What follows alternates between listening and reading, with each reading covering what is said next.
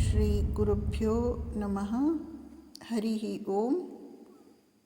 ಶ್ರೀಮಾತೆ ಶ್ರೀ ಶಾರದಾ ದೇವಿಯವರು ಜಪ ಮತ್ತು ಧ್ಯಾನವನ್ನು ಕುರಿತಂತೆ ಈ ರೀತಿ ಹೇಳುತ್ತಾರೆ. ಕೆಲಸ ಮಾಡುತ್ತಿದ್ದರೆ ಮನಸ್ಸು ಚೆನ್ನಾಗಿರುತ್ತದೆ.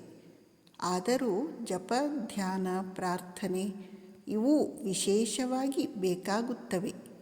ಕೊನೆಯ ಪಕ್ಷ ಬೆಳಿಗ್ಗೆ ಮತ್ತು ಸಂಜೆ ಈ ಉದ್ದೇಶಕ್ಕೆಂದು ಕುಳಿತುಕೊಳ್ಳಬೇಕು. ಇದು ದೋಣಿಗೆ ಹುಟ್ಟು ಹಾಕಿದಂತೆ. ಸಂಜೆ ಧ್ಯಾನಕ್ಕೆ ಕುಳಿತುಕೊಂಡಾಗ ಇಡೀ ದಿನ ಒಳ್ಳೆಯದು ಕೆಟ್ಟದ್ದು ಏನೇನು ಮಾಡಿದೆ ಎಂದು ಯೋಚಿಸಲು ಅವಕಾಶ ಸಿಗುತ್ತದೆ. ಆಮೇಲೆ ಹಿಂದಿನ ದಿನ ಮನಸ್ಸು ಹೇಗಿತ್ತು, ಇಂದು ಹೇಗಿದೆ ಎಂದು ಹೋಲಿಸಿಕೊಳ್ಳಬಹುದು.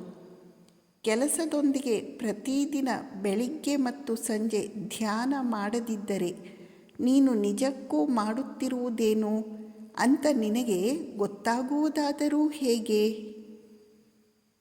ಮತ್ತೆ ಹೇಳುತ್ತಾರೆ, ಸಾಧನೆಗೆ ಎಂದು ಗೊತ್ತಾದ ಸಮಯ ಇರುವುದು ಅತ್ಯಂತ ಅವಶ್ಯಕ. ಸುಮುಹೂರ್ತ ಯಾವಾಗ ಬಂದೀತೆಂದು ಹೇಳಲು ಸಾಧ್ಯವಿಲ್ಲ. ಅದು ಇದ್ದಕ್ಕಿದ್ದಂತೆ ಬಂದು ಬಿಡುತ್ತದೆ. ಅದರ ಬಗ್ಗೆ ಯಾರಿಗೂ ಮೊದಲೇ ತಿಳಿಯುವುದಿಲ್ಲ. ಆದ್ದರಿಂದ ಬೇರೆ ಕೆಲಸಗಳಲ್ಲಿ ಎಷ್ಟೇ ಬಿಡುವಿಲ್ಲದಿದ್ದರೂ ಒಂದು ಗೊತ್ತಾದ ಕ್ರಮವನ್ನು ಬಿಡಬಾರದು. ಎಷ್ಟೇ ಕೆಲಸ ಕಾರ್ಯಗಳಿದ್ದರೂ ಕೊನೆಯ ಪಕ್ಷ ದೇವರ ಸ್ಮರಣೆಯನ್ನಾದರೂ ಮಾಡಿ ನಮಸ್ಕರಿಸಬೇಕು.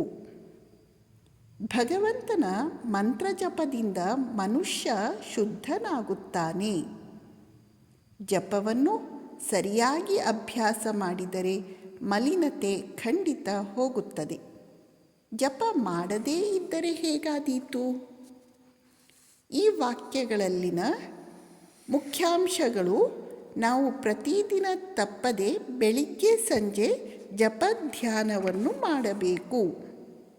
ಜಪ ಧ್ಯಾನದಿಂದ ಮನುಷ್ಯ ಶುದ್ಧನಾಗುತ್ತಾನೆ. ಆದ್ದರಿಂದ ಎಷ್ಟೇ ಕೆಲಸ ಕಾರ್ಯಗಳಿದ್ದರೂ ಕೊನೆಯ ಪಕ್ಷ ದೇವರ ಸ್ಮರಣೆಯನ್ನಂತೂ ಮಾಡಿ ಸಾಧನೆಯನ್ನು ಸಂಪನ್ನಗೊಳಿಸಬೇಕು. ನಮಸ್ಕಾರ.